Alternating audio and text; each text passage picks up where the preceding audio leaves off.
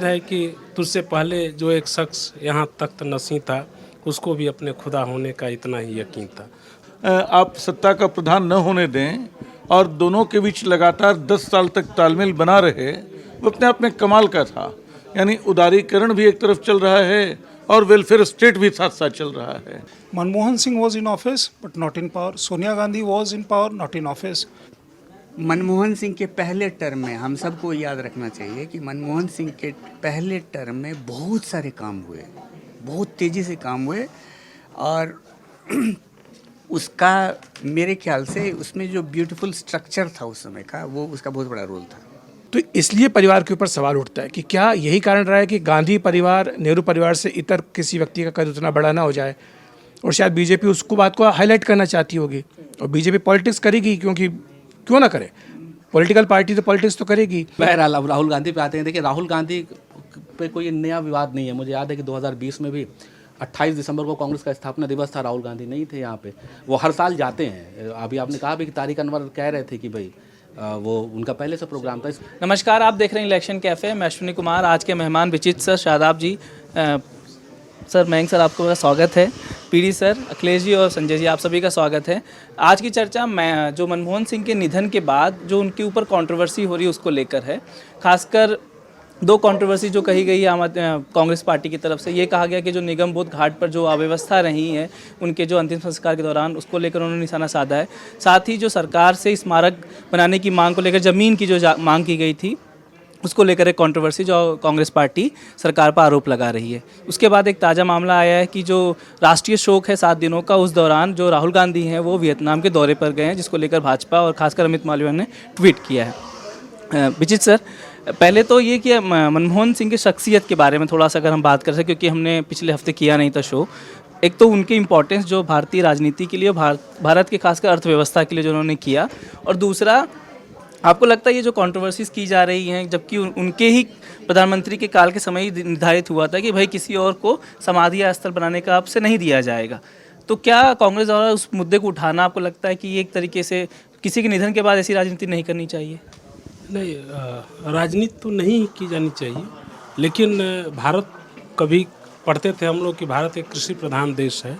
अब लगता है कि ये राजनीति प्रधान देश है और इसमें हर चीज़ में राजनीति होती है। और वहीं पर पता चलता है कि हम राजनीतिक रूप से अभी पूरा सभ्य नहीं हुए हैं। अगर पूरा सभ्य हुए होते तो दोनों चीज़ें होती कि जो लोग सवाल उठा रहे हैं कि मनमोहन सिंह के साथ अन्याय हुआ या उनको पूरा सम्मान नहीं दिया, वो अपने दामन में भी झांकते कि उनके समय में क्या हुआ था। मनमोहन सिंह, इसमें कोई शक नहीं कि एक बड़े अर्थशास्त्री थे, बल्कि वो एक बड़े राजनेता भी थे। और इस दृष्टिकोण से भी देखिए कि अपने 13 साल के राजनीतिक करियर में ही प्रधानमंत्री पद पर पहुंच जाना, चाहे जैसे भी हो, एक बहुत बड़ी उपलब्धि है। और 10 साल तक रह जाना, ये भी बहुत बड़ी उपलब्धि है। फिर उनकी पहचान लोगों के बीच, भले उनकी सरकार पर भ्रष्टाचार के आरोप लगे, लेकिन उन पर व्यक्तिगत तौर पर भ्रष्टाचार के आरोप नहीं लगे। और आज धीरे धीरे ये बातें खुलकर सामने आने लगी कि उस समय कैसे साजिश हुई। वो साजिश थी या नहीं थी, ये जांच के बाद पता चलेगा। लेकिन इसमें दूसरी चीज़ ये है कि जब वो प्रधानमंत्री थे, उस समय 3 प्रधानमंत्री इस देश में उनका देहांत हुआ। एक तो नरसिम्हा राव का ही हुआ था, जो कि उनके प्रधानमंत्री बनने के 6-7 महीने के बाद ही उनका देहांत हुआ था। उनको कांग्रेस के दफ्तर में उनका शो भी नहीं जा पाया था। उसके बारे में तर्क दिया जाता है कि चूँकि दफ्तर बंद था, ये बात समझ में नहीं आती। और ये भी कहा जाता है कि मनमोहन सिंह तो चाहते थे, लेकिन शायद कांग्रेस नेतृत्व नहीं चाहता था, इसलिए वो कुछ नहीं कर पाए, तो उनको नहीं स्मारक बना। उसके अलावा एक चंद्रशेखर और एक विश्वनाथ प्रताप सिंह, चंद्रशेखर का स्मारक बना दिल्ली में, लेकिन विश्वनाथ प्रताप सिंह का भी नहीं बना। अब आज जो लोग कांग्रेस के नेता ये सवाल कर रहे हैं, तो उनको ये भी देखना चाहिए कि हम जब थे सत्ता में तब क्या किए। होता क्या है कि जो व्यक्ति जब सत्ता में होता है, उसे लगता है कि वो तो अब सत्ता से कभी बाहर जाएगा नहीं। वो एक शेर है कि तुझसे पहले जो एक शख्स यहाँ तख्त नशीं था, उसको भी अपने खुदा होने का इतना ही यकीन था। तो ये यकीन होता है, और इसी की वजह है कि उन्होंने उस समय सिर्फ चंद्रशेखर को दिया। शायद चंद्रशेखर के प्रति मनमोहन सिंह का भी सम्मान था और सोनिया गांधी का भी, कुछ हर दल में उनकी अपनी स्वीकार्यता थी, जिसके कारण की हो गया। लेकिन पीपी सिंह को और पीवी नरसिम्हा राव को नहीं मिला। ये बात सही है कि मनमोहन सिंह की एक छवि है कि उनकी विनम्रता उनकी सबसे बड़ी पहचान है। लेकिन विनम्रता का मतलब ये नहीं होता है कि हर मुद्दे पर चुप रह जाएं। अगर वो ये चाहते थे कि नरसिम्हा राव के प्रति उनके मन में बहुत सम्मान था तो उनको उसके लिए करना चाहिए था, बोलना चाहिए था। कुछ चीज़ें बोलने में कोई बुराई नहीं होती। अब सवाल ये है कि इस समय इस सरकार के समय जब बात आई तो इस सरकार ने क्या कह दिया कि हम स्मारक के लिए जगह ढूंढ रहे हैं। ये भी बातें जो है एक राजनीति है। आप जब अटल बिहारी वाजपेयी का देहांत हुआ तो आपने तुरंत जगह ढूंढ ली एक दिन में, यहाँ भी चाहते तो दे देते। लेकिन वही बात है कि राजनीति हमेशा होती है और आज कोई नई बात नहीं हो रही। जब भी कोई व्यक्ति बड़ा नेता इस देश में जो प्रधानमंत्री स्तर का है उसके देहांत के समय अगर सरकार किसी दूसरे की हो तो दिक्कत होती है। ये दिक्कत राजीव गांधी के समय में भी हुई थी। ये दिक्कत आज मनमोहन सिंह के को लेकर के भी हो रही है। अब इसमें बस एक ही लाइन, इसके बाद मैं इतना ही कहूँगा कि इन सारी चीज़ों के बीच असल चीज़ ये है कि ये स्मारक वगैरह लोग भूल जाते हैं। एक महात्मा गांधी को छोड़ दें तो बाकी सारे स्मारकों पे कौन कब जाता है किसी को पता नहीं है। वही हैं जिन पर कि देश विदेश से आने वाले डेलीगेट्स जाते हैं, जो प्रधानमंत्री या राष्ट्रपति होता है वो जाता है, और नहीं तो बाकी लोग अपनी अपनी पार्टी के दायरे में हैं। जब कांग्रेस का राज होगा तो कांग्रेस का प्रधानमंत्री नेहरू की समाधि पर या कांग्रेस के दूसरे नेताओं की समाधि पर जाएगा। जब बीजेपी की सरकार होगी तो वो अटल बिहारी वाजपेयी की समाधि पर जाएंगे। लेकिन आप देखिए तो कोई भी प्रधानमंत्री बाकी पूर्व प्रधानमंत्रियों की समाधि पर नहीं जाता है, तो इसीलिए उसमें कोई ये नहीं है। लेकिन चूँकि उससे जज्बात जुड़े हुए हैं लोगों के और उससे फ़ायदे हो सकते हैं, इसीलिए सारी चीज़ें चल रही हैं। पीडी सर, एक सवाल ये पूछना था कि परसों पी चिदम्बरम का एक लेख लिखा था उन्होंने। उस लेख पर एक पत्रकार नितिन सेठी, आप जानते ही होंगे, उन्होंने एक ट्वीट किया। उन्होंने कहा कि हम जो चिदम्बरम साहब ने क्रेडिट दिया था कि आरटीआई, मनरेगा जैसे चीज़ें जो रिवॉल्यूशनरी चीज़ें थी उन्होंने दिया, तो उन्होंने कहा कि देखिए मनमोहन सिंह दिल से नहीं चाहते, तो उनकी सरकार ये नहीं चाहती थी कि आरटीआई लाया जाए ताकि सरकार के ही दस्तावेज पब्लिक के पास जाए, उनकी पोल खुले, और मनरेगा भी नहीं चाहते थे। ये सोनिया गांधी थी जो एक कमेटी थी जो सोनिया गांधी की ओवरलुक करती थी, एनईसी, वो बोल रहे थे कि एनईसी थी जिसने ये किया और मनमोहन सिंह फोर्स होकर मानना पड़ा। तो कह रहे थे कि लोग मरने के बाद बहुत क्रेडिट देते हैं, किसी को भी हर समय होता है, लेकिन जो तथ्य हैं वो होना चाहिए। तो आपको क्या लगता है ये मतलब ठीक है? अगर ये प्रधानमंत्री के तौर पे तो वही करेंगे और कौन करेगा? देखिए, किसके दिल में क्या था ये बताना बड़ा मुश्किल है। ये सच है कि मनमोहन सिंह को असुविधा होती रही होगी। कम से कम आरटीआई से तो वो लगभग सार्वजनिक हो चुकी थी, मनरेगा से ऐसी असुविधा की बात नहीं थी। लेकिन अब देखिए तो एक दो हिस्सों में बटी शासन प्रणाली का वो दिलचस्प उदाहरण था। यानी किसी एक को आप सत्ता का प्रधान न होने दें और दोनों के बीच लगातार 10 साल तक तालमेल बना रहे, वो अपने आप में कमाल का था। यानी उदारीकरण भी एक तरफ चल रहा है और वेलफेयर स्टेट भी साथ साथ चल रहा है, मनरेगा भी चल रहा है, दोनों चीज़ें चल रही हैं। तो इसलिए संभव हुआ कि सत्ता की दो धुरी थी।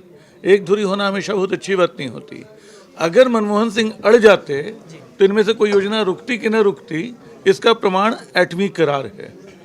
एटमी करार पे मनमोहन ने पांव रोप दिए और हम लोग सब जानते हैं कि हर कोई उस एटमी करार के मतलब मान चुका था कि लेफ्ट को साथ लेना ज़रूरी है।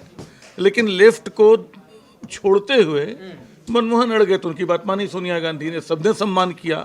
ये भी संभव था जैसे इंदिरा गांधी ने अपना राष्ट्रपति चुनवा लिया था, मनमोहन बिल लाते और सोनिया उसको गिरवा देती, लेकिन ऐसा कुछ नहीं हुआ। कहीं विरोध का कोई सुर उसमें नहीं आया।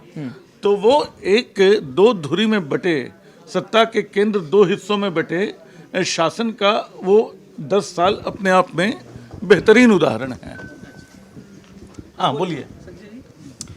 नहीं, पहला तो दो धुरी में बटे और ये बेहतरीन उदाहरण जो है, मतलब ये थोड़ा पचा पाना मुश्किल है, क्योंकि मनमोहन सिंह की जो एक चीज़ चल रही है पिछले 3 दिन से, history will be kinder to me, ये एक एनडीटीवी के ही पत्रकार के सवाल के जवाब में उन्होंने कहा था।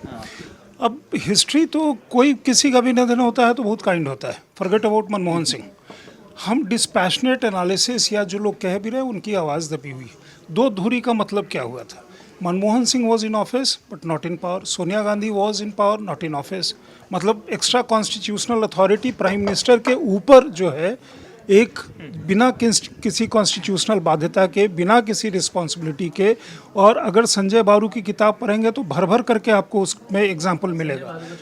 तो अगर लेकिन संजय जी एनएससी जो है वो आपको याद होगा कि वो सेकंड टेन्योर में नहीं चल पाई थी। मैंने तो एनएससी की मीटिंग्स कवर किया था, मैंने एनएससी कवर किया था। मैं आपको भी बताऊं कि वो जो कुछ फैसले हुए, लेकिन कांग्रेस पार्टी के अंदर, सरकार के अंदर से ही विरोध होना शुरू हुआ और फिर एनएससी की बैठक नहीं हुई। मुझे याद है कि हम लोग कांग्रेस के नेताओं से पूछते थे कि एनएससी की मीटिंग कब है, तो वो जवाब नहीं दे पाते थे। तो मुझे लगता है कि शायद शुरुआत के 3-4 साल एनएससी नहीं, एनएससी पूरा चला। आपको बैठक की जानकारी इसलिए नहीं मिलती थी क्योंकि बैठक जहां होनी थी हो जाती थी और निर्णय जहां होते थे वहां हो जाते थे। सोनिया गांधी का डिस्क्वालिफिकेशन हुआ एनएससी वाले इशू पे, ऑफिस ऑफ प्रॉफिट के इशू पे। उसके बाद नवीन चावला थे, मतलब चूंकि इलेक्शन कमीशन का भी अपना एक इतिहास है, नवीन चावला साहब थे चीफ इलेक्शन कमिश्नर, तो उन्होंने एक महीने के अंदर ही वो फिर से चुनाव करवा के रायबरेली का सोनिया गांधी को रीइलेक्ट करवा लिया था। बहरहाल लिगेसी की बात वो हो गई, और मनमोहन सिंह इस चीज़ को कई बार मतलब वो स्वीकार चुके हैं।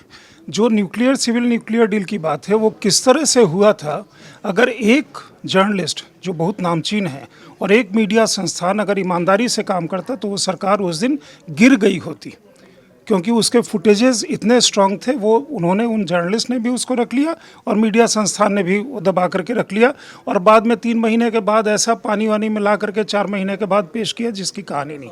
आज इशू ये है निगम बोध घाट का। मुझे एक चीज़ से बड़ी तकलीफ हो रही पिछले 3 दिन से, हम आप गुजरेंगे तो कहाँ जाएंगे? निगम बोध घाट, या आपके जानने वाले या तमाम लोग, वो सब इंसल्ट है क्या? मतलब वो इंसल्ट है जो लोग वहाँ निगम बोध घाट पे क्रिमेशन हो रहा है। आप प्रधानमंत्री हैं, आपका अलग होना चाहिए, लेकिन ये बार बार कहना कि निगम बोध घाट पे क्रिमेशन होना इंसल्ट है, कैसे इंसल्ट है भाई? मुझे कोई ये समझा दे एक बार।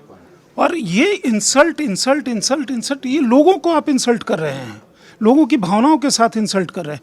उस दिन आप साथ में अगर ये कहते कि मनमोहन सिंह के यहाँ आने से उस दिन सैकड़ों और जो परिवार थे मातम मना रहे थे, उनको तकलीफ हुई, तो बात समझ में आती। इशू क्या है? सोनिया जी पे कैमरा फोकस नहीं हुआ, सोनिया जी पे, राहुल जी पे कैमरा फोकस नहीं हुआ, और दूरदर्शन ही क्यों, बाकी हमारे सारे जो चहेते चैनल हैं वो क्यों नहीं उसमें प्रसारण किए? एक नेशनल, मतलब जब उसको वो इवेंट डिक्लेयर कर दिया गया तो दूरदर्शन प्रसारित करेगा। कल कोई ये कहे कि रिपब्लिक डे का प्रशासन जो है वो दूरदर्शन क्यों कर रहा है? ये 3 सीटें मिली, 5 सीटें मिली, हमारे नेता वो भीड़ में हो गए। अरे किसको आप, हम अपने परिवार के जब क्रिमेशन में जाते हैं, अभी मैंने अपनी माता और पिता का किया था, तो क्या हम एकदम फ्रंट रो में, भाई के पास हमारे बड़े भाई ने पिता का किया, छोटे भाई ने माता का किया, तो क्या हम एकदम से फ्रंट रो पे वहाँ थे? 2 कदम पीछे हम खड़े थे, कभी साथ में थे, कभी आगे थे, कभी पीछे थे। ये वाली जो प्रवृत्ति आ गई ना, क्योंकि कांग्रेस पहले 2 दिन वो उससे पिछड़ गई थी कि मनमोहन सिंह का जो पीएम का, या जो बाकी सरकार ने जिस तरह से वो उनके प्रति खुल कर के आ गए, वहाँ पे वो पिछड़ गए। तो इसलिए बाद में आप कवर करने के लिए, इसके पहले आपने फर्स्ट सिख प्राइम मिनिस्टर इस शब्द का इस्तेमाल किया था क्या? रियरली किसी ने किया होगा? अब 4 दिन से हम ये भी सुन रहे हैं फर्स्ट सिख प्राइम मिनिस्टर। अरे भाई अचानक, मतलब ये कहाँ से आ गया? कल को किसी में हर चीज़ आप ढूंढते रहेंगे, फर्स्ट फलाना, फर्स्ट चिल्लाना। हाँ, कुछ दिन पहले, 4-5 दिन पहले हम लोग साथ में थे और मोस्टली हर बात पे एग्री कर रहे थे। लाइव टीवी तो मैं देख रहा था आप लोग को। लेकिन आज वैसा नहीं होगा। आज उनके, मेरे ख्याल से 5% बात से ही हम सब सहमत हैं, बाकी 95% से सहमत नहीं है। पहला उन्होंने कहा कि हिस्ट्री इज़ ऑलवेज काइंडर। हाँ, तो ये ऐसा नहीं है, और मेरा क्लेम टू फेम है, और चूँकि पब्लिश्ड है, 2017 में मैंने लिखा था, उसका हेडलाइन था why Manmohan Singh was the most appropriate person for the top job. जब वो, और उसकी मेरा बहुत कम ऐसा हुआ है जो हमने कुछ लिखा और बहुत चला हो, उसमें से एक वो था। 2017 में लिखा गया था, तो I was very kind to him even then. तो एक ये हो गया। डुअल स्ट्रक्चर की बात जब हो रही थी, इन्होंने कहा, आपने कहा कि नहीं, वो मनमोहन सिंह के पहले टर्म में, हम सबको याद रखना चाहिए कि मनमोहन सिंह के पहले टर्म में बहुत सारे काम हुए, बहुत तेज़ी से काम हुए और उसका मेरे ख्याल से उसमें जो ब्यूटीफुल स्ट्रक्चर था उस समय का, वो उसका बहुत बड़ा रोल था। अब हम लोग बाद में वो कोलैप्स कर गया। कौन सा स्ट्रक्चर हुआ था बता दीजिए। स्ट्रक्चर वही था कि प्राइम मिनिस्टर को पॉलिटिकल मैनेजमेंट पे अपना कैपिटल खर्च नहीं करना पड़ रहा है, वो पॉलिटिकल मैनेजमेंट कहीं और हो रहा है। प्राइम मिनिस्टर का काम सिर्फ और सिर्फ प्राइम मिनिस्टर को जो करना चाहिए वो था, उनके पास टाइम था। पॉलिटिकल मैनेजमेंट में बहुत सारा हम देखते हैं ना, कोई भी अगर उसमें भी कोalition की सरकार हो तो पॉलिटिक्स बहुत बड़ा हिस्सा लेता है, आपके समय लेता, सही कह रहे हैं आप। मेंटल बैंडविड्थ बहुत ज़्यादा खर्च होता है। ये हेडेक सोनिया जी के पास था। 2G 3G कोलगेट वो सब फर्स्ट टर्म का ही देन है, उजागर हुआ सेकंड टर्म में। At arm's distance, at arm's length, ये फर्स्ट टर्म का ही है मनमोहन सिंह जी का। एकदम सही है। 2G प्रूव भी नहीं हो पाया है, लेकिन उसके अभी तक, अभी देखिए ना 2G उस सरकार को गए हुए भी इतने साल हो गए, कहाँ मिला क्या है कि 2G में अनर्थ हो गया। और अभी जो लेटेस्ट आया है, और अभी जो बिल्कुल लेटेस्ट आया है, ज्योतिरादित्य सिंधिया का जो बयान है कि आवंटन ही होगा, नीलामी नहीं होगी 5G स्पेक्ट्रम की, कहा कि नीलामी संभव नहीं है।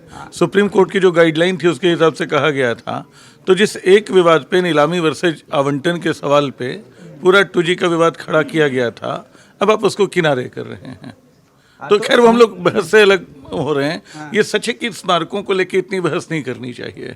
मुझे अचानक ख्याल आया कि राजघाट को लेके भी कृष्ण कुमार की किताब है शांति का समर, उसमें बोलते हैं कि राजघाट को स्मारक नहीं होना चाहिए, वहाँ जाके पुराने आज़ाद भारत के संघर्ष करने वाले भारत की स्मृति नहीं जागती है। वो जगह अगर कोई है तो वो बिरला भवन है, जहाँ गांधी के पाँव के निशान बने हुए कि यहाँ से आदमी चला, यहाँ गोली खाकर गिरा। तब आपके भीतर सवाल पैदा होता है कि गांधी को गोली क्यों मारी गई। राजघाट श्रद्धा का केंद्र है, ऐसे मुर्दा श्रद्धा के केंद्र बहुत होते हैं। निगम बोध घाट हो, लोधी रोड हो, कहीं भी ये सच है कि वहाँ लोगों को सुविधा हुई होगी और कांग्रेस के इस ऐतराज़ को बहुत। लेकिन एक दूसरी बात समझने की है, आखिर असल में ऐतराज़ कांग्रेस क्यों कर रही है? क्योंकि उसको ये समझ में आ रहा है कि मनमोहन सिंह नाम की शख्सियत ऐसी है जिसकी स्मृति बहुत बड़ी हो गई है अचानक। क्योंकि मनमोहन सिंह के आर्थिक सुधारों की तो बात हम कर रहे हैं, उनका जो सामाजिक प्रभाव पड़ा वो हमारी नज़र से हम तमाम लोग जो लोअर मिडिल क्लास थे सीधे सीधे कंज्यूमर क्लास हो गए। साइकिल पे चलता है हिंदुस्तान जो है, कार पे चलने लगा, और जो लोग सेकंड क्लास स्लीपर और पहली बार राजधानी की ट्रेनें पहचानते थे, अब विमानों की इकोनॉमी क्लास के नीचे उतरते नहीं हैं। तो ये बदलता हुआ हिंदुस्तान जो है, जो मिडिल क्लास की बहुत सारी धारणाओं, जो बहुत अच्छी बात नहीं थी। मतलब ये सच है कि मैं मनमोहन सिंह का वैसा मुरीद नहीं रहा जैसे बहुत सारे लोग हैं। उसके सोशल इम्पैक्ट जो हैं, आज जो गैर बराबरी दिखती है, लेकिन वो अपरिहार्यता ऐसी थी मनमोहन सिंह के होने की कि जो लोग उसके तुरंत बाद उसको बदलने की बात करते थे, जो उसका विरोध करते थे, मुझे याद है बीमा सेक्टर को खोलने को लेकर, बैंकिंग सेक्टर को खोलने को लेकर, सुधारों के अगले कदम को लेकर लगता था हर कोई जान दे देगा। बीजेपी आलू की चिप्स और माइक्रो चिप्स की बहस चलाती थी, मैकडोनाल्ड और उसको लेके फालतू सी बहसें चला करती थी। वो सारी की सारी जब इनकी सरकार आई 1998 में, पहली बार वाजपेयी जी की सरकार आई, 13 दिन में एनरॉन को दिया। उसके बाद सीधे सीधे यशवंत सिन्हा का जो बजट आया, उसने बताया कि उदारीकरण की दिशा का स्वदेशी खत्म हो गया, सब कुछ खत्म हो गया। तो मनमोहन सिंह के जो आर्थिक इम्पैक्ट है उससे बड़े उनके सामाजिक प्रभाव हैं, और उसकी स्मृति इतनी बड़ी है कि अचानक दो सवाल पैदा हो गए हैं, मनमोहन हैं तो मोदी कैसे हैं, और दूसरा मनमोहन के सामने अटल कहाँ हैं। ये दो सवाल ऐसे पैदा हो गए हैं जो आने वाले दिनों में बार बार हमारे सामने उठेंगे कि सुधार मनमोहन के हैं कि मोदी के हैं। ये आर्थिक दृष्टि कहाँ से आई है? इसमें थोड़ा सा उसमें भी, अगर ये सुधार मनमोहन के हैं, मोदी के हैं, तो ये सुधार मनमोहन के हैं, नरसिम्हा राव के क्यों नहीं? तब तो फिर आपको निर्मला उनसे, सीतारमन से कंपेयर करना चाहिए, यशवंत सिन्हा से कंपेयर करना चाहिए, जसवंत सिंह से कंपेयर करना। हम अपनी दृष्टि से वो लगा करके वो चलते हैं कि हम जो क्रेडिट है, नरसिम्हा राव की क्रेडिट नहीं है जिसको कांग्रेस दफ्तर में घुसने नहीं दिया गया, जिसको भारत रत्न मिला। तो हम जब कंपेयर कर रहे हैं तो मनमोहन को कंपेयर कर रहे हैं मोदी से, हम अटल से, कि उनका मतलब डैमेज ना हो जाए। मनमोहन जी की कांग्रेस को बहुत बड़ा कंट्रीब्यूशन है कि उनके जाने के बाद इसको मनमोहन सिंह के पॉजिटिव में ले सकते हैं, अदरवाइज ले सकते हैं कि कांग्रेस उस गर्त में पहुंच गई कि उसे 2 बार अपना लीडर ऑफ अपोजिशन का दर्जा नहीं मिल सका, वो जहां पे आकर के सिमट गई। नहीं, मैं एक ही बात बोल रहा हूँ, मेरा तर्क नहीं है कि मनमोहन और मोदी के बीच की बात हो, मैं उस पॉपुलर स्मृति की बात कर रहा हूँ। नरसिम्हा राव गए तो कोई ज़्यादा शोर नहीं हुआ, लोगों के दिमाग में नरसिम्हा राव नहीं जमा, तो दिमाग में तो मनमोहन सिंह हैं। मैं उस पॉपुलर मेमोरी की बात कर रहा हूँ, उस धारणा की बात कर रहा हूँ, परसेप्शन की बात कर रहा हूँ, जिसके आधार पर राजनीतिक चीज़ें तय होती हैं, बस यही। हाँ, इसमें थोड़ा सा मनमोहन सिंह बहुत फॉर्चुनेट रहे कि पहले टर्म में भी नरसिम्हा राव, पॉलिटिकल मैनेजमेंट का जिम्मा नरसिम्हा राव के पास था। और मेरे हिसाब से 91 से लेके बड़ा जो चेंज आया उसमें सबसे ज़्यादा किसी को क्रेडिट मिलना चाहिए तो नरसिम्हा राव को मिलना चाहिए था। अभी मतलब हम लोग फेयर नहीं है नरसिम्हा राव के प्रति, लेकिन नरसिम्हा राव का बहुत बड़ा कंट्रीब्यूशन था। वो एकदम से इतना पॉपुलर परसेप्शन बदला हुआ था, हम लोगों ने देखा है उस समय। लेफ्ट का, ट्रेड यूनियन का इतना कर रहा था, स्वदेशी जागरण मंच, ये सब एकदम विरोध कर रहे थे। चुनाव पे चुनाव, कांग्रेस के भीतर विरोध हो रहा था, चुनाव पे चुनाव हारते जा रहे थे, लेकिन नरसिम्हा राव का बैकिंग कभी भी मनमोहन सिंह को कम नहीं हुआ। 5 साल उन्होंने पूरी तरह से, उसी तरह यूपीए 1 में ये अनब्रोकन रहा। 2009 का वर्डिक्ट के बाद से ये ब्रेक होना शुरू हो गया, ये अरेंजमेंट। शायद मनमोहन सिंह को भी लगने लगा कि मेरी वजह से इतना बड़ा वर्डिक्ट कांग्रेस को मिला है, इसीलिए शायद वो असर्ट करने लगे होंगे। और उसके बाद से कांग्रेस ने डिस्टेंस बढ़ाना शुरू कर दिया और मनमोहन सिंह बाद के 2-3 साल में एकदम अकेले हो गए, साइडलाइन हो गए। कांग्रेस ने डिसोन कर दिया और उसी के चलते जो इतना बड़ा, आपने कहा ना कि हर सेक्टर को चेंज करने वाला कदम, कांग्रेस ने उसको डिसोन कर दिया। और इसी का नुकसान कांग्रेस को अभी तक हो रहा है कि आपने जो सुधार किया, जैसे हमारे बॉस ने बहुत अच्छा ट्वीट किया है, इक्विटी कल्ट। हम लोग आवाज़ शुरू कर रहे थे तो मनमोहन सिंह आए थे उस दिन, हाँ, लॉन्च के दिन आए थे, क्योंकि वो जेन्युइनली मानते थे कि इक्विटी कल्ट इंडिया में शुरू होने वाला है। अब कांग्रेस जो है वो इक्विटी कल्ट को ही डिसोन कर रही है। सोचिए, जिस आदमी का इतना बड़ा योगदान है, आप नाम हथियार के बजाय उसके लेगेसी को बढ़ाइए ना। कांग्रेस ने डिसोन कर दिया है मनमोहन सिंह के काम को। सर, अब थोड़ी पॉलिटिक्स पे आ जाते हैं, जो रिसेंटली पॉलिटिक्स हुई है, स्मारक वाली बात जो है, क्या आपको लगता है चुनाव है दिल्ली का और खासकर पंजाब के लिए मैसेजिंग देनी है बीजेपी को, इसलिए वो मान गई स्मारक? क्योंकि जब पहले से ये कि नहीं देना है ज़मीन, तो आप देने की बात हो रही है, जो सरकार ने कहा कि हम देंगे, जैसा आपने भेजा भी था इन्फॉर्मेशन। ये क्यों हो रहा है? जब आप पहले डिसीजन है तो फिर क्यों दिया जा रहा है? दूसरा, राहुल गांधी के जाने आने पे जो पॉलिटिक्स हो रही है शोक वाला, तो शोक का तो फिर दिल्ली सरकार पे भी सवाल उठता है कि उन्होंने उसी शोक के अगले दिन ही स्कूलों का उद्घाटन का पीटीएम किया। असम की सरकार पे भी लगता है आरोप, जो कांग्रेस पार्टी ने लगाया। इन पे ही क्यों लग रहा है राहुल गांधी पे? ये क्या एक तरफा है या जानबूझ के टारगेट किया जा रहा है राहुल को? देखिए, पहली बात तो ये है कि जो केंद्र सरकार की ओर से सम्मान दिया गया डॉक्टर मनमोहन सिंह को, ये मुझे लगता है कि जो बाई पार्टीशन पॉलिटिक्स है हमारे की, उसका एक उदाहरण है, बहुत उत्कृष्ट उदाहरण है। और जो बात मयंक जी ने कही वो बिल्कुल सही बात है कि नरसिम्हा राव को वो हकदार सम्मान क्यों नहीं मिला जिसके वो हकदार थे। और ये तो कांग्रेस को जवाब देना चाहिए, क्योंकि उस वक्त तो कांग्रेस की सरकार थी, तो उन्हें वो हक देना चाहिए था, सम्मान देना चाहिए था। और ये दुर्भाग्य की बात है कि चाहे बाबा साहब अम्बेडकर हो, चाहे दूसरे इस तरह के हमारे पुरोधा हों इतिहास के, उनको सम्मान विपक्ष की पार्टियों के सरकारों ने दिया। नरसिम्हा राव को भारत रत्न बीजेपी सरकार ने ला करके दिया। तो ये दिखाता है किस तरह से कांग्रेस अपने ही जो आइकन्स थे उनको, उनका महिमा मंडन करने में, उनकी जो कंट्रीब्यूशन रहा उसको रिकग्नाइज करने में पीछे रह गई। और उसके पीछे एक ही कारण समझ में आता है, वो शायद इसलिए क्योंकि वो परिवार के नहीं थे। जो परिवार से बाहर के थे उनको कभी गांधी परिवार ने अपना माना नहीं, नेहरू परिवार ने, गांधी परिवार ने अपना माना नहीं। और ये मुझे लगता है ये मनमोहन सिंह के मामले में भी हो सकता था। लेकिन इसमें जो बीजेपी ने बढ़त ली, एकदम से अचानक से जिस तरह से हरकत में आए और कैबिनेट की मीटिंग बुला ली, रात को ये अनाउंसमेंट हो गया कि 7 दिन का राजकीय शोक होगा, साथ ही ये भी कह दिया गया कि जो सारे कार्यक्रम है वो रद्द, पीएम मोदी का एक बड़ा कार्यक्रम था वो रद्द कर दिया गया। तो ये सब सम्मान दिखाने का एक जरिया था। अब इसमें मकसद क्या था, मंशा क्या थी, ये हो सकती है। इसमें जाहिर सी बात है ये दिखाने की थी कि बीजेपी ये दिखाना चाह रही थी कि जब कोई गांधी नेहरू परिवार से इतर कोई व्यक्ति होता है उसका कंट्रीब्यूशन को कांग्रेस पार्टी इग्नोर करती है। और नरसिम्हा राव का उदाहरण बार बार इसलिए दिया गया, इस पिछले 3-4 दिनों में बार बार इसी बात को आया, चाहे नरसिम्हा राव के परिवार के लोग आए हों, फिर बाद में प्रणब मुखर्जी का नाम भी इस फहरिस्त में जुड़ गया। उनकी जो बेटी है शर्मिष्ठा मुखर्जी, उन्होंने कहा कि कैसे बाबा बोलते थे उनको, कि बाबा का CWC तक नहीं बुलाएगी उनको सम्मान श्रद्धांजलि देने के लिए। तो इसलिए परिवार के ऊपर सवाल उठता है कि क्या यही कारण रहा है कि गांधी परिवार नेहरू परिवार से इतर किसी व्यक्ति का कद उतना बड़ा ना हो जाए, और शायद बीजेपी उसको बात को हाईलाइट करना चाहती होगी। और बीजेपी पॉलिटिक्स करेगी, क्योंकि क्यों ना करे, पॉलिटिकल पार्टी तो पॉलिटिक्स तो करेगी। अब इसमें सवाल ये आता है कि जो बात जयराम रमेश की ट्वीट में आई, फर्स्ट सिख प्राइम मिनिस्टर, इस शब्द का इस्तेमाल पहले जयराम रमेश ने किया। ये इसलिए किया क्योंकि जाहिर सी बात है वो ये हाईलाइट करना चाहते थे कि कांग्रेस पार्टी ने देश को पहला सिख प्रधानमंत्री दिया। और वो इसलिए भी क्योंकि सब जानते हैं कि 84 की जो मसाकर था, उसको दंगा नहीं बोलना चाहिए, उसको मसाकर था, वो नरसंहार था, एक तरफा था, वो नरसंहार था, उसको लेकर के कांग्रेस पार्टी को हमेशा कटघरे में खड़ा किया जाता है।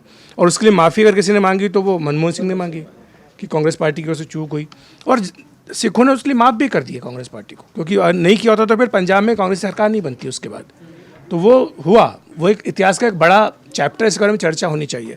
और दिल्ली, जहाँ पर कि पंजाबी वोटों की, सिखों की संख्या बहुत ज़्यादा है, वहाँ पर डॉक्टर मनमोहन सिंह का नाम लेना, और इसी दौरान जबकि अभी कुछ ही अगले सप्ताह या उसके अगले सप्ताह दिल्ली विधानसभा चुनाव का ऐलान होने जा रहा है, तो निश्चित तौर पर ये कांग्रेस को भी सूट करता है कि उनकी मेमोरी को ज़्यादा हाईलाइट किया जाए, ताकि जो सिख वोट है उनको एक मैसेज दिया जा सके, सिर्फ दिल्ली में नहीं बल्कि पंजाब में भी दिया जा सके।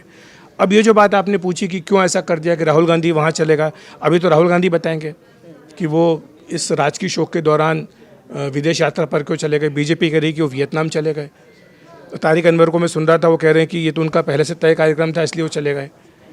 बीजेपी ने ये भी कहा कि जब उनका अस्थि विसर्जन हो रहा था डॉक्टर मनमोहन सिंह का, पार्थिव शरीर का जब अस्थि विसर्जन था, तो वहाँ पर कांग्रेस का कोई नेता नहीं था।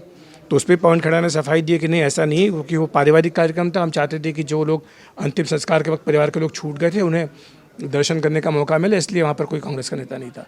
तो ये सारी बातें जो आगे भी चलती रहेंगी, लेकिन इसमें ये जो बात मयंक जी ने कही बहुत महत्वपूर्ण है कि आर्थिक सुधार का श्रेय वो कैसे दिया जाए। पिछले 3-4 दिन से जो पूरी बहस चली है, और जो पूरी बहस तो नहीं कहूँगा, लेकिन जो उनको ट्रिब्यूट दी गई, श्रद्धांजलि दी गई डॉक्टर मनमोहन सिंह को, उसमें नरसिम्हा राव का जो योगदान है उसको पीछे कर दिया गया, धकेल दिया गया। लेकिन जो लोग जानते हैं, जिन्होंने अध्ययन किया है, सब जानते हैं कि जो मनमोहन सिंह का बजट आया था, उस बजट से 2 दिन पहले नरसिम्हा राव ने इंडस्ट्रियल पॉलिसी पार्लियामेंट के अंदर रखी थी, और वो दरअसल शुरुआत थी भारत में आर्थिक सुधारों की। और हमें ये भी नहीं भूलना चाहिए, जिसमें कि FDI की सीमा 51% बढ़ा करके की गई थी, जिसके चलते विदेशी निवेश को आकर्षित करना मुमकिन हो पाया। और हमें ये भी नहीं भूलना चाहिए कि नरसिम्हा राव ने ही मनमोहन सिंह को वित्त मंत्री बनाया था। वित्त मंत्री बनाने का फैसला नरसिम्हा राव का था। अब वो उसके पीछे कहते हैं उसके कहने पर बनाया, उसके कहने पर बनाया, वो अलग बात है, लेकिन बनाया ना, बतौर प्राइम मिनिस्टर उन्होंने फैसला किया ना, और उस फैसले को उन्होंने डिफेंड भी किया, जैसे मयंक जी कह रहे हैं कि 5 साल तक वो टिके रहे। और तीसरी बात, लेकिन मैं जो इनसे सहमत नहीं हूँ, जब ये ध्रुवों की बात करते हैं कि नहीं पॉलिटिकल अलग और एग्जीक्यूटिव अलग, देश कभी ऐसे नहीं चला। देश में कभी प्राइम मिनिस्टर ने ऐसे कभी काम नहीं किया, ये हमारे देश का इतिहास नहीं है। वरना तो फिर ये होगा कि आप पॉलिटिकल लीडरशिप किसी और को अपॉइंट कर दीजिए, और सरकार चलाने के लिए आप किसी, वो तो है ही एग्जीक्यूटिव, चीफ सेक्रेटरी तो होती हैं, प्रिंसिपल सेक्रेटरी होते ही हैं, कैबिनेट सेक्रेटरी होते ही हैं, या तो फिर आप उन्हीं को अपनी सारी पावर डेडिकेट कर दीजिए। ज़रूरत क्या है फिर आपको पॉलिटिकल फैसला लाने की। और मनमोहन सिंह जी एक बहुत मंझे हुए पॉलिटिशियन भी साबित हुए। 2009 का जो चुनाव था, उसमें जो कांग्रेस पार्टी को लंबे समय के बाद 200 से ज़्यादा सीटें मिली, उसमें मनमोहन सिंह का श्रेय जाता है। और इसी के बाद कांग्रेस के भीतर ये अलार्म बजा कि अगर मनमोहन सिंह इस तरह से कंटिन्यू करते हैं तो फिर राहुल गांधी का क्या होगा। और इसीलिए जब राहुल गांधी ने वो फाड़ने की बात की, फाड़ा नहीं था, राहुल गांधी ने फाड़ा नहीं था, फाड़ने की बात कही थी, तो उसके बाद मनमोहन सिंह बहुत हर्ट थे, वो विदेश यात्रा पर थे, और तब उन्होंने ये कहा था कि अगर ऐसा है तो मैं इस्तीफा दे देता हूँ, राहुल गांधी प्राइम मिनिस्टर बन जाए, मैं तो कुर्सी खाली करने के लिए तैयार हूँ। तो वो समझ गए थे कि यहाँ पर जो है अब लड़ाई कुर्सी की हो रही है, और कुछ कांग्रेसी नहीं चाहते हैं कि मैं अब इस पर कंटिन्यू करूँ, और इसलिए राहुल गांधी को अब आगे बढ़ाया जा रहा है। तो ये इसमें मुझे लगता है एक फैक्टर, इसकी चर्चा करना बहुत ज़रूरी था। सर जी, दो सवाल आपसे पूछना है। पहला, जो अखिलेश सर ने कहा कि सरकार, राजनीतिक चीज़ अलग है और सरकार चलाना अलग है, लेकिन भाजपा का ही कहना है कि सरकार को चलाना सरकार का काम है, देश चलाना, ना कि कंपनियां चलाना। जो कंपनियों की सरकार बेच रही है ना अपनी हिस्सेदारी, उसके पीछे तर्क उसका यही था कि भाई सरकार का काम है देश चलाना, ना कि कंपनी चलाना। तो इस तर्क से आप कितना सहमत हैं? दूसरा, सर जो कह रहे हैं, बाकी जनता ने भी कहा कि राहुल परिवार ने अपने नेताओं को छोड़कर जो दूसरे नेता थे उनको डिस्क्रेडिट कर दिया, जिसके कारण ही हम देखते हैं कि बीजेपी सरदार पटेल को अपना नेता मानने लग गई। लोग को लगता है कि नहीं, भाजपा ज़्यादा सम्मान तो कांग्रेस ज़्यादा सम्मान तो भाजपा ने दे दिया है। उसी तरीके से नरसिम्हा राव, सलिले, प्रणब मुखर्जी, सब कांग्रेस के जो बड़े नेता थे उनके परिवार मरने के बाद अब दूर होता जा रहा है। ये आपको लगता है गांधी परिवार की प्रॉब्लम की वजह से और कांग्रेस नेताओं की प्रॉब्लम की वजह से ये डिसोन चीज़ें धीरे धीरे बढ़ती जा रही हैं? नहीं, देखिए ये तो सही है कि जो कांग्रेस पार्टी की जो पूरी राजनीति है वो गांधी परिवार उसकी धुरी है, वो उसके इर्द गिर्द घूमती है। आप उसकी मजबूरी भी कह सकते हैं और ज़रूरी भी कह सकते हैं, दोनों बातें हैं। देखिए कांग्रेस पार्टी के एक नेता ने कहा था, ये पब्लिकली कहा था कि अगर गांधी परिवार नहीं होगा तो कांग्रेस पार्टी कई टुकड़ों में बट जाएगी, क्योंकि उसको संभालने का जो आप कह सकते हैं कि जो एक चुंबक हम जिसको कहें वो गांधी परिवार है, ऐसा कांग्रेस के नेता मानते हैं। आपको याद होगा कि जब राजीव गांधी के बाद जब सोनिया गांधी राजनीति में नहीं आई थी तो कांग्रेस कई टुकड़ों में बटी थी, तिवारी कांग्रेस हुई थी और सिंधिया अलग हो गए थे। तो ये कांग्रेस के नेता कहते हैं कि हमारी मजबूरी है कि हमको गांधी परिवार चाहिए, क्योंकि गांधी परिवार अगर नहीं होगा तो वो छत्रप सुनेंगे नहीं एक दूसरे की, सब लड़ेंगे आपस में। तो एक ये है। दूसरी बात देखिए, नरसिम्हा राव का आपने जिक्र किया, अखिलेश जी, मैंने तो वो कवर किया था, मैं उस वक्त मौजूद था जब कांग्रेस ऑफिस उनका शो ले जाया गया था। और फिर मुझे याद है कि मैंने उनके बेटे का इंटरव्यू किया था, जिन्होंने रोते हुए मुझे इंटरव्यू दिया था, और मैं इंडिया टीवी में था। उन्होंने कहा कि मैं अपने पिताजी को यहाँ उनका अंतिम संस्कार करना चाहता हूँ, लेकिन मुझे अनुमति नहीं दी जा रही। हमारे चैनल ने वो इंटरव्यू उस समय चलाया था। और फिर मुझे अभी भी याद है कि आंध्रा भवन में उनकी प्रेयर रखी गई थी। आंध्रा भवन का हॉल आनंद फानन में खोला गया, चूँकि कांग्रेस ऑफिस में प्रेयर उनकी नहीं हो पाई थी, तो वो आंध्रा भवन पहुँचे थे और सारे नेता कांग्रेस दफ्तर से भाग के आंध्रा भवन गए थे। और आंध्रा भवन के उस हॉल में, छोटे से हॉल में उनको याद किया गया। मुझे याद है कि बहुत लोग रो रहे थे उस समय और बाहर भी काफ़ी भीड़ थी और सारा मीडिया वहाँ था। और फिर उनको यहाँ अंतिम संस्कार की अनुमति नहीं मिली थी नरसिम्हा राव को, और उनकी डेड बॉडी को हैदराबाद ले जाया गया। तो ये आप कह सकते हैं कांग्रेस चाहती तो उनको जगह दे सकती थी, कोई इतनी बड़ी क्या बात थी, आज सबको जगह मिली थी। तो मुझे लगता है कि ये भूल थी कांग्रेस की। कांग्रेस के कुछ नेताओं ने बाद में माना था कि मीडिया के सामने कि हमारी भूल थी। हाँ, एक बात बताना बहुत ज़रूरी जो आप बोलना चाहिए कि वो है कि अगर नरसिम्हा राव को अगर किसी ने श्रद्धांजलि दी हर साल तो वो डॉक्टर मनमोहन सिंह थे, क्योंकि डॉक्टर मनमोहन सिंह नरसिम्हा राव को अपना गुरु मानते थे, राजनीतिक गुरु मानते थे। अगर अकेला कोई व्यक्ति वहाँ पहुँचता था श्रद्धांजलि देने के लिए तो नरसिम्हा राव को तो डॉक्टर मनमोहन सिंह थे। हाँ, तो कांग्रेस, हालांकि बाद में वही मैं कह रहा था कि कांग्रेस पार्टी के नेताओं ने बाद में माना था कि हम लोगों ने नरसिम्हा राव के साथ जो सलूक किया उनके मरने के बाद वो ठीक नहीं था। हालांकि वो कैमरे पर नहीं कभी बोल पाए, लेकिन उन्होंने मीडिया, एक आध पत्रकारों से ये बात कांग्रेस के नेताओं ने कही थी। लेकिन बहरहाल उसके पीछे वो मानते थे कि नरसिम्हा राव जी ने जो सलूक किया गांधी परिवार के साथ वो ठीक नहीं था। उनका मानना था कि जैसा सम्मान उनको देना चाहिए था सोनिया गांधी को, उनके बच्चों को, शायद नरसिम्हा राव से वो नहीं मिला। तो वो एक गुस्सा था। और फिर उस समय नई नई सरकार बनी थी, हर पार्टी में चाटुकारिता होती है, कांग्रेस में भी चाटुकारिता चरम पे थी। तो उस समय लोगों ने सिखा दिया कि भाई इन्होंने ऐसे किया वैसे किया तो इनको ले जाने दीजिए हैदराबाद। उस टाइम मुझे याद है कि उस टाइम कांग्रेस के कुछ नेताओं को लगता था कि अगर नरसिम्हा राव का यहाँ कुछ बन गया, स्मारक किया, तो वो एक पावर सेंटर हो जाएगा साउथ की राजनीति का, तो वो कांग्रेस के लिए खतरा हो सकता है। उस समय ये भावना भी मैंने एक समझी थी एक पत्रकार के तौर पे, इसलिए उनको उस समय यहाँ जगह नहीं दी गई, वो उनको वहाँ पे लेके चले गए। तो राहुल गांधी वाले विषय पे क्या कहेंगे? बहरहाल अब राहुल गांधी पे आते हैं। देखिए राहुल गांधी पे कोई नया विवाद नहीं है। मुझे याद है कि 2020 में भी 28 दिसंबर को कांग्रेस का स्थापना दिवस था, राहुल गांधी नहीं थे यहाँ पे। वो हर साल जाते हैं। अभी आपने कहा भी कि तारिक अनवर कह रहे थे कि भाई वो उनका पहले से प्रोग्राम था, इसमें कोई हर्ज नहीं है, लोग जाते ही हैं। अब सवाल ये है कि भाई देखिए, कोई जब किसी की मृत्यु होती है तो उसके जो रिश्तेदार हैं, जो बेटे बेटी, उनको यह दुख होता है। भाई हमारे मोहल्ले में अगर किसी की डेथ हो जाए तो हम कितने दिन दुखी रहेंगे, हमारे किसी रिश्तेदार की मौत हो जाए तो हम कितने दिन दुखी रहेंगे। आप एक प्रैक्टिकल आस्पेक्ट को भी समझिए। तो जाहिर सी बात है कि जिसका लॉस हुआ है वो ज़्यादा दुखी है। राहुल गांधी का प्रोग्राम था, वो चले गए। ठीक, मुश्किल राहुल गांधी के जाने से नहीं है। भाई यंग हैं, माने कोट एंड कोट यंग हैं, है ना, और यहाँ वहाँ जाते हैं, विदेश में पढ़े भी हैं, जाने का शौक़ है, उसमें कोई छुट्टी मनाने में कोई परहेज नहीं है। परहेज प्रॉब्लम तब होती है जब आप एक पिच पे लेकर के चले जाते हैं किसी चीज़ को और उसके बाद फिर आप मतलब अचानक से गायब हो जाते हैं सीन से, इसके कारण वो होता है। वरना वो कहाँ छुट्टी मना रहे हैं भाई, उसमें क्या समस्या है? समस्या ये होती है उसके बाद फिर वो छुपाने लगते हैं। किसी को कांग्रेस में उनके कार्यक्रम का पता नहीं होता कि कब गए हैं, कब आएंगे, क्या होगा। तो तरह तरह की फिर हाँ जानना भी क्यों है? अगर राहुल बालिया कोई निजी यात्रा पे जा रहा है तो कोई किसी को क्यों जानना नहीं, चाहिए? इसलिए क्यों कि गए हैं? राहुल गांधी निजी व्यक्ति, मतलब राहुल गांधी एक सामान्य व्यक्ति नहीं है। राहुल गांधी इस देश के लीडर ऑफ अपोजिशन है, कांग्रेस के प्रेसिडेंट थे, कांग्रेस के नेता हैं। तो बताइए, आपके पिताजी और माताजी कहीं चले जाएं, आपको पता ही नहीं होगी कब आएंगे। उनको फैमिली गार्डियन के रूप में कांग्रेस के वो गार्डियन एंजल है ना। तो कांग्रेस के कार्यकर्ताओं जो नेता हैं उनको तो पता होना चाहिए कहाँ गए, कब आएंगे, क्या हो रहा है। इसलिए मैं कह रहा हूँ। चलिए, चर्चा आज इसी मोड़ पे यहीं पे ख़त्म करते हैं। कल मिलते हैं किसी और विषय के साथ। तब तक के लिए बहुत बहुत धन्यवाद।